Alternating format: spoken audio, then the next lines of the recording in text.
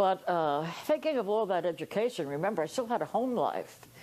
And we had moved uptown again to 65 Post Avenue, which was a kind of a mixed neighborhood, Jewish, some Polish, some Irish, and whatever, and mixed. And my mother was a super. The superintendent is a person who, A, keeps the coal fire going, shoveling coal. She was so happy when oil came in. And you had to scrub the 6 stories down and polish that grass until it shone. So I'm admitting I was not the best person during my college education. I felt so above it, you know. I just wanted to learn. I didn't want any part of it, and I was kind of ashamed in a way that we were supers. We had to go through an alley and a cellar to get to my apartment, and gosh, I didn't really feel like, you know, having too many friends except Tina. So I could have been nicer to my mother, but I made it up later in her later life when I took very good care of her. I have to say something about my mother. She had a very sort of realistic, you know, attitude, but her poor dog, she had this dog, Blackie. And poor Blackie, this 60-pound, kind of just through the house. Forget about my grandmother who had turtles and rabbits and cats and all that. But poor Blackie died, and my mother said, I'm not throwing him in the garbage. No, no, no. I said, what was she going to do? She's going to take him down to the ASPCA on 96th Street. You pay $1, and they cremate your pet for you. You don't have to dispose of them in a bad way. So she got an old, beat-up suitcase with straps and everything. I don't know how she did it, because I was just, not even paying attention. She stuffed that animal in there, her poor Blackie, legs, and you just got it closed and got the straps. And then she took the A train down to 96th Street. But then you had to go east, so she had to get on a bus. She had to walk 2 blocks to get to this bus stop, a block and a half. So she's walking, and my mother is like 90 pounds, you know, 5'4" woman. She wasn't that, I would say, sturdy. And she's getting tired. This dog weighs 50, 60 pounds. So she periodically had, you know, put him down to kind of get her breath and the rest.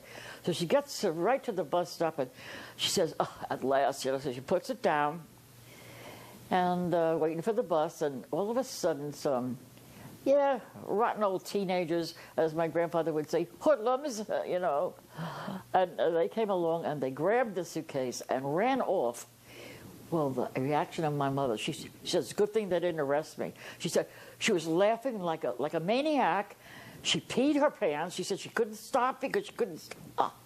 So she said, what was going to happen when they opened that thing? They just tickled her fancy that they were going to open it, hoping for something in there, some clothes or something. And you find a big, black, dead dog. Poor Blackie. So that's my Blackie story. Couldn't find too much when you're an English major and a split minor and with all those tennis, fencing, and everything. I didn't learn to type, so I couldn't get a job with a publishing company or anything. And I don't know, I took a job with Liberty Mutual, insurance company, and boy, was I really terrible at that. I didn't drive. How am I going to settle? Yes, it wasn't bodily injury, it was just PI, property damage claims, but I was horrible. They had sent me to Mount Vernon and White Plains to do, I guess, liaison. Met a girl named Carol and became very friendly. She got married and she moved upstate to Rome, New York, and she invited me up for a week, see what the other half looks like, the country, and I went. And on the way back, didn't have but a couple of days, came back, and on the train was a young sailor, about my age, 19, 20. He, boyish-looking face, Irv Engelbert. And the babyish, boyish face that's the way his behavior was. He was not mature at all. And I was, but my mother, I had to bring him home, loved him, encouraged it. The man sent me an engagement ring. He sent my mother dishes and kimonos from Japan. He was stationed in the South Pacific, I guess. And I didn't want it. I didn't want to do, no can do. So I decided to stay with my girlfriend for a while. When he was coming home, he was due in that next week. So I did leave. My mother, what was she going to say to Irv? Well, Irv came, and across the street from my mother was my Aunt Marion, and she had lost her husband about a year ago from that time. And she used to sit on this pillow, look out the window, and shout, "Hey," you know, as we were going home to our house. But she was okay, and I liked my cousin Pat and my cousin Maureen and my cousin Jackie. But anyway, Irv, crying and carrying on. Marion is soothing his troubled soul and more, I guess, because they ran off and they got married and moved up to Utica, Rome or something. And my mother was furious. But I tell you, it was a good marriage because 20 years difference, okay. My aunt was 38 and he was like 19. They have a daughter who became a doctor. They're both deceased, probably now. But my mother stopped speaking to me. So I just thought that was an interesting twist on not wanting to meet a homecoming sailor. So I didn't feel bad about it too much, but I didn't like the fact that my mother and I were at odds. My next job, I doubled my salary. It was with the New York City Welfare Department, which is a civil service job. I took a test for it, passed, and I became what they know as a welfare investigator. Again, I don't know, I couldn't find my calling here. I wasn't good at that because I started to become too sympathetic to my clients.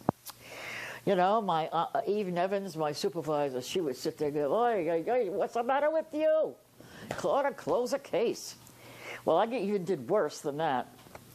I had this person that I met, and her name was Keyes, Anna Keyes, and she lived on 145th Street and Convent Avenue, a brownstone.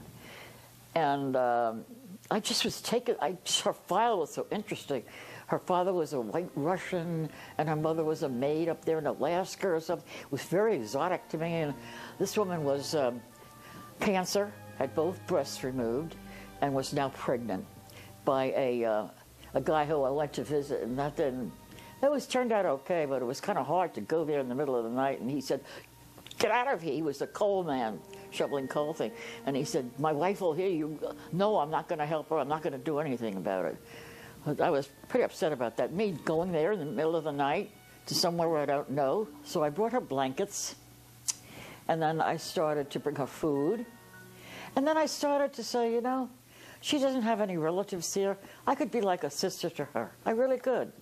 A friend and a sister, but mostly like, you know, not just an investigator, but somebody who helps her out a little bit. So, but anyway, I continued on to that way. That one day at the welfare office, I got a message that Mrs. Keyes was in New York hospital at the end, you know, it was the end. So I dashed over there, of course, and I brought flowers, I remember, figuring, oh, you know, the birth is imminent, too.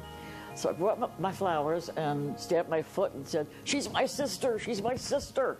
Let me in." And they're looking at me because Anna was a kind of a light brown-skinned lady, and I was kind of, you know, me, pale.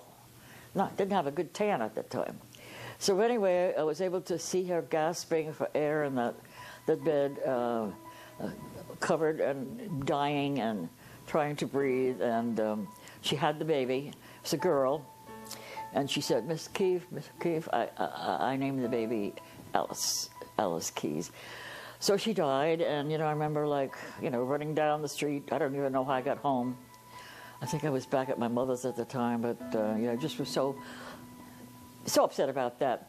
And, of course, I did try. I went to the foundling home a month or so later, saw the baby. That was Alice Keyes, the daughter of Anna Keyes, and the coal man, I forgot his name. But, you know, there's nothing I could do. I'm not even, you know, married. I'm a young girl, not a relative. And just because she's got my name doesn't mean anything. And I don't think I had the wherewithal or the money or anything to take care. So I kind of bid farewell to little Alice Keyes and wished her the best for the rest of her life. I became a devotee of after-hour clubs. And I don't drink, so it wasn't drunkenness or drinking. And I became friends with different members, some policemen, some crime figures, some celebrities. I remember going to see Lady Day, that wonderful singer. She was that kind of wavering in the, standing up in Wells, is where I saw Wells Restaurant. And I even helped out with various businesses. I helped a friend called Mr. Johnson, who, believe it or not, was a big crime boss, but such a nice man. And in fact, it was so funny because he owned an exterminating company, which was not exterminating, killing people, was a bug spray and blah, blah, blah. So he asked my help. He was so impressed that I was so smart, whatever he thought. So I helped him out. I became his part-time secretary for a while, until I think they took him away to jail. Yeah, I think San Quentin or something. I don't know, but really a lovely man. And if you read about him in different publications, he was also very good to the poor, like a Robin Hood, but that probably doesn't excuse the fact that he was a crime boss.